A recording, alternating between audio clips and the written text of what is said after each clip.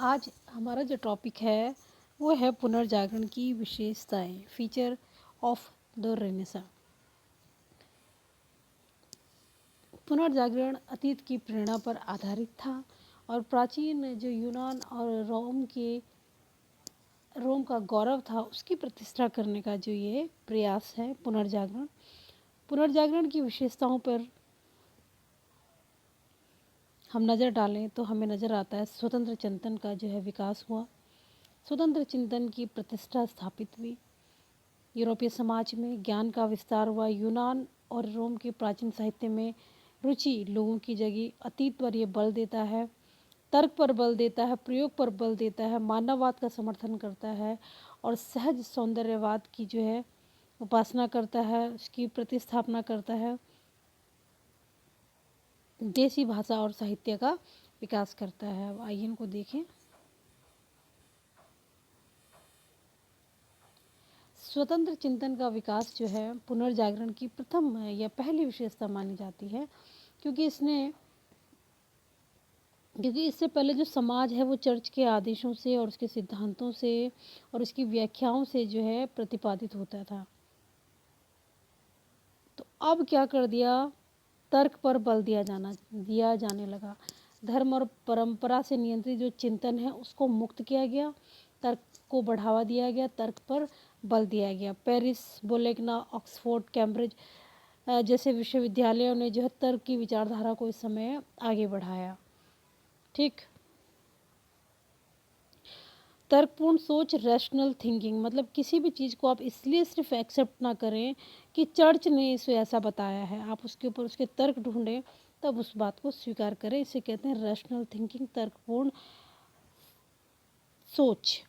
तो रेनेसां ने जो है चर्च की जो अंधी भक्ति थी उसको चोट पहुंचाई, पुरानी परंपराओं को पुनर्जागरण ने समाप्त कर स्वतंत्र चिंतन को बढ़ावा दिया, पुरानी परंपराओं को समाप्त किया पुनर्जागरण ने, और अब धर्म का जो आधार है वो तर्क को बना दिया। ठीक, तो अब चर्च के सिद्धांतों की आलोचना जो है स्वतंत्र होकर कर सकते थे। तो ये है स्वतंत्र चिंतन का विकास, ये जो एक विशेषता मानी जाती है पुनर्जागरण की, स्वतंत्र चिंतन का विकास या तर्क पर बल भी हम इसे कह सकते हैं। ठीक, नेक्स्ट जो है वो है ज्ञान का विस्तार किया पुनर्जागरण ने। एक महत्वपूर्ण विशेषता मानी जाती है ये भी पुनर्जागरण की, और इसके लिए इस जो विशेषता है इसको बलवती किसने बनाया, प्रिंटिंग प्रेस ने। प्रिंटिंग प्रेस का आविष्कार जो एक वरदान सिद्ध हुआ। 1450 के लगभग जो है जर्मनी में गुटेनबर्ग ने प्रिंटिंग प्रेस का आविष्कार किया था, और शीघ्र ही है जो इसका जो प्रभाव है वो सारे यूरोप में फैलने लगा। इंग्लैंड में भी इसी तरह का जो आविष्कार हुआ। तो इस आविष्कार के परिणाम स्वरूप हुआ क्या कि बड़ी संख्या में पुस्तकें जो है पढ़ने के लिए उपलब्ध थी, पुस्तकें सस्ती हुई, ज़्यादा से ज़्यादा जो है आम लोगों तक पहुंची, साधारण जनता की भी पुस्तकों में इधर रुचि बढ़ने लगी, लोग अब स्वयं जान सकते थे कि पुस्तकों में क्या लिखा है। ठीक, तो ये जो प्रिंटिंग प्रेसेस के बिना ज्ञान का प्रसार संभव नहीं था, और ये पुनर्जागरण की का जो ये व्यापक स्वरूप था, ये ज्ञान के बिना जो है, ये ज्ञान के प्रसार के बिना जो है ये संभव नहीं था। इसलिए कहा जाता है ज्ञान का विस्तार जो है ये एक महत्वपूर्ण विशेषता है पुनर्जागरण की। इसके बाद आते हैं हम प्राचीन यूनान और रोम के साहित्य में जो है लोगों की रुचि बढ़ी। जैसे कि हमने बताया था कि 1453 में जब कुस्तुनतुनिया का पतन होता है तो वहाँ के जो विद्वान हैं वो पुरानी यूनानी और रोमन पांडुलिपियों को लेकर भागे यूरोप के देशों में, और वहाँ जब ये लोग गए, ये विद्वान लोग वहाँ गए, ये स्कॉलर्स वहाँ गए, तो उन्होंने इन पांडुलिपियों को जो है धीरे धीरे इनका जब प्रिंटिंग प्रेस का आविष्कार होने के बाद जो धीरे धीरे पुस्तक के रूप में जो है इन्हें छापा गया, लोगों ने इनको पढ़ा, जाना कि भाई हमारी जो प्राचीन सभ्यता थी कितनी सुसंस्कृत और परिपूर्ण थी और हमने कैसे इसको भुला दिया है। तो यूनान और रोम के जो है प्राचीन साहित्य में लोगों की रुचि बढ़ी। तो इस काल में जिन विचारों का और ज्ञान का प्रसार किया गया उसे कहा जाता है क्लासिसिज्म, या प्राचीन साहित्यवाद कहा जाता है। क्लासिसिज्म मतलब जो पुराना साहित्य है उसकी तरफ जो है रुचि होना, ठीक, और उसको पढ़ने की और उसको जानने की प्रवृत्ति का विकसित होना, इसे कहा जाता है क्लासिसिज्म। तो प्राचीन यूनान और रोम की संस्कृतियों पर यह विचार आधारित थे। इससे इन देशों के प्राचीन साहित्य के प्रति जो है रुचि जागृत हुई। प्राचीन साहित्य के अध्ययन की इस प्रवृत्ति ने पूरे यूरोप की संस्कृति पर गहरा प्रभाव डाला।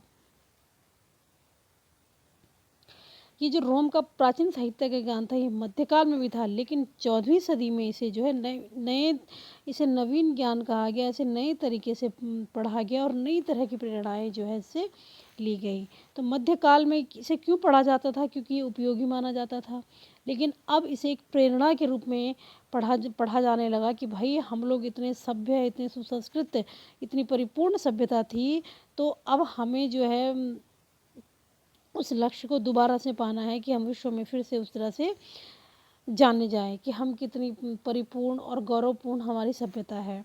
तो मध्यकाल में ये एक उपयोगिता की दृष्टि से पढ़ा जाता था, लेकिन अब इसको एक प्रेरणा के रूप में जो है पढ़ा जा रहा था। प्राचीन यूनान तथा रोम के साहित्य के प्रति पुनः रुचि जागृत होने को ही पुनर्जागरण कहा गया। तो पुनर्जागरण था क्या? ये मैंने कहा कि अतीत पर बल देता है, अतीत पर जो है ये बल देता है। तो ये अतीत क्या था इनका? प्राचीन यूनान और रोम का गौरव। और ये रोम का गौरव उन्हें कहाँ दिखाई देता था? साहित्यों में दिखाई देता था। तो इसलिए जो है यूनान और रोम के प्राचीन साहित्य में रुचि जो है एक महत्वपूर्ण विशेषता थी पुनर्जागरण की। नेक्स्ट बेटा इसमें मानववाद की स्थापना। कि पुनर्जागरण जो है मानववाद का समर्थन करता था, एक महत्वपूर्ण विशेषता बनकर उभरा।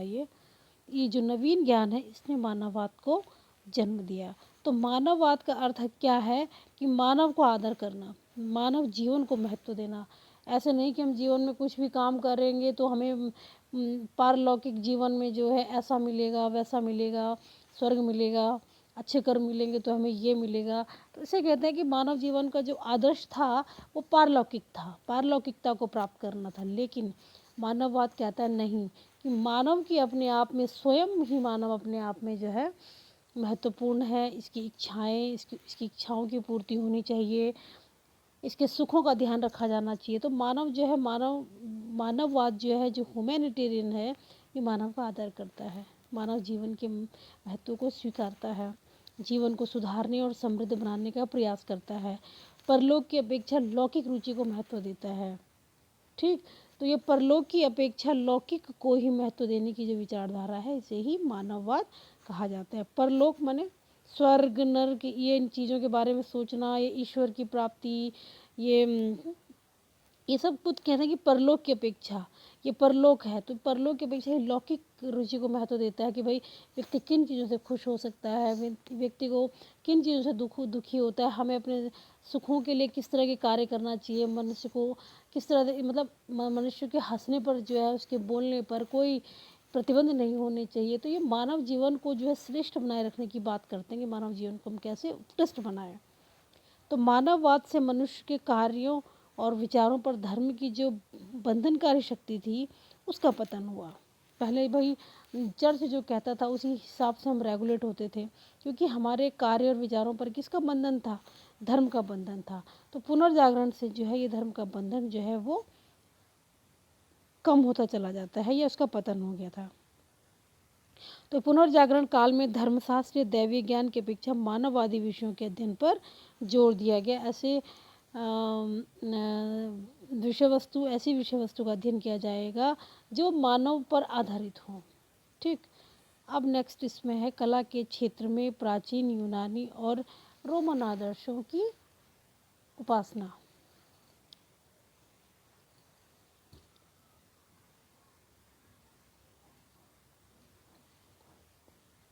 देखिए, सहज, जिसे कहा जाता है सहज सौंदर्य की उपासना। तो ईसाई धर्म मध्ययुग की कला का आधार था और उसमें सभी ईसाई धर्म के विचारों की अभिव्यक्ति होती थी। लेकिन पुनर्जागरण होने पर कला के क्षेत्र पर मानववादी विचार और आदर्शों का भी प्रभाव पड़ा। कलाकारों ने उन आदर्शों को अपनाया जो प्राचीन यूनान और रोम की कला के आधार थे। प्राचीन कला पर आध्यात्मिकता का प्रभाव कम था, फिर भी वो सरल थी और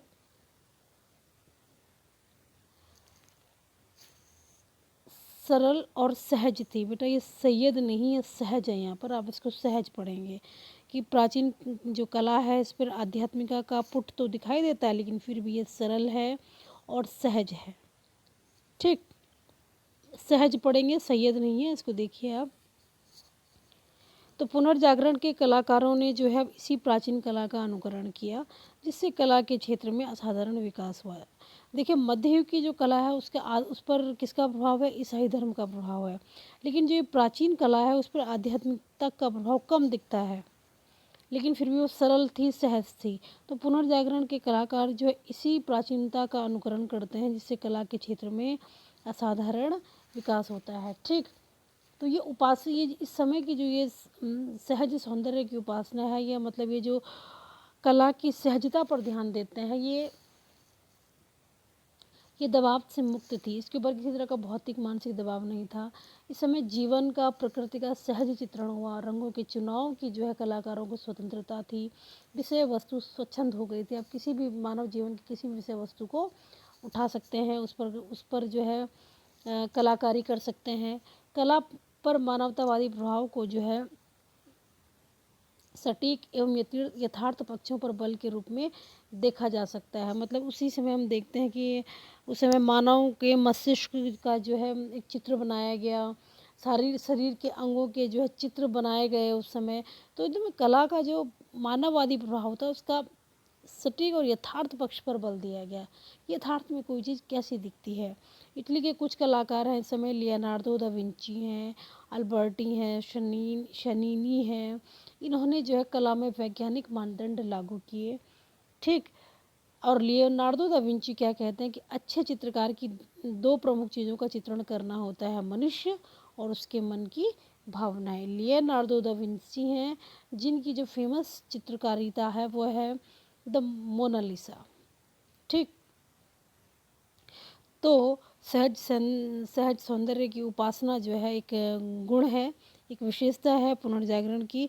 और इस समय के निर्मित जो सेंट पीटर गिरजाघर जो है वो स्थापत्य का श्रेष्ठ उदाहरण माना जाता है। गुंबदों की में जो है गोथिक जो आर्ट शैली है उसके स्थान पर रोमन शैली का प्रयोग होने लगा। ठीक, तो ये कुछ ऐसे फैक्ट हैं जिनको आप जो है अपनी आंसर राइटिंग में नोटिफाई कर सकते हैं। ठीक है, तो चित्रकला और मूर्तिकला के क्षेत्र में भी प्राचीन रोम के आदर्शों का अनुकरण किया गया। देसी भाषा और साहित्य का विकास। तो पुनर्जागरण से पहले जो है लैटिन भाषा और यूनानी भाषा में साहित्य का निर्माण किया जाता था, क्योंकि अपनी भाषा को वो पिछड़ा और असभ्य मानते थे। तो राष्ट्रीय भाषाओं को इस पुनर्जागरण में गौरव प्राप्त हुआ और उसमें साहित्य का सृजन किया जाने लगा। मध्यकाल के साहित्य का मुख्य विषय धर्म था, लेकिन पुनर्जागरण कालीन रचनाओं पर मानववादी विचारों का प्रभाव था। सांसारिक जीवन तथा मनुष्य की भावनाओं को चित्रित किया जाने लगा। ठीक, तो ये जो मानववादी हैं, ये जो मानववादी लेखक हैं, इनकी रुचि किस में है? जीते जाते लोगों में है, उनकी खुशियों में है, दुखों में है। इन्होंने मानव जीवन पर लिखा। कविताओं के माध्यम से जो है इन्होंने लोगों की सशक्त भाषाओं को सामने लाया। उन्होंने कहा कि जीवन का लक्ष्य ईश्वर की सेवा नहीं है वरन मानव की सेवा है। और जनता को सुसंस्कृत बनाने के लिए प्राचीन रोमन और यूनानी साहित्यों पर जो है ये बल देते हैं। पेट्रार्क जो है समय के अग्रणी मानववादी हैं। ठीक है, इन्होंने कहा कि परलोक की बजाय जो है हम इसी जीवन को आनंदमय बनाएं। और इटली के लोगों ने मानववाद का प्रबल समर्थन किया, क्योंकि धार्मिक बंधनों के अंतर्गत वे अपनी स्वाभाविक प्रवृत्ति को विकसित नहीं कर पाते थे। ठीक, तो ये इटली के लोगों ने जो है मानववाद का समर्थन इसलिए किया क्योंकि धर्म के प्रभाव के अंतर्गत जो है वो अपनी जो उनकी स्वाभाविक प्रवृत्ति थी, उनका जो नेचर था उसके अकॉर्डिंग जो है विकसित नहीं हो पाते थे। ठीक, तो इस समय के जो राइटर्स हैं वो इरास्मस हैं, मानववादी चिंतक भी माने जाते हैं। जॉन कॉलेट, टॉमस मूर जो इंग्लिश में लिखते हैं, इंग्लैंड के मानववादी विचारक थे। इन्होंने अपनी रचनाओं से मानव मूल्यों को प्रभावित किया। ठीक, टॉमस मूर ने अंग्रेजी भाषा में यूटोपिया भी लिखा। ठीक, इसी तरह से जो है तो अलग अलग भाषाओं में जो है साहित्य का विकास होता है। दांते है, पेटार्क है, बुकासियो है, अन्य इटालियन साहित्यकार हैं। दांते ने द डिवाइन कॉमेडी लिखा, बड़ा फेमस ये पुस्तक है इनकी, द डिवाइन कॉमेडी। फ्राइसर्ट विलो रेवेलास फ्रेंच भाषा में लिखने वाले साहित्यकार थे। इंग्लिश भाषा में जॉफ्री चौसर, टॉमस मूर आदि प्रमुख साहित्यकार थे। तो देसी भाषा और साहित्य का विकास जो है एक महत्वपूर्ण विशेषता थी पुनर्जागरण की। ठीक, तो ये हमारी पुनर्जागरण की विशेषताएं हैं। आज के लिए इतना ही। आगे के लिए हम आगे के वीडियोस और लेक्चर का फॉलो करेंगे।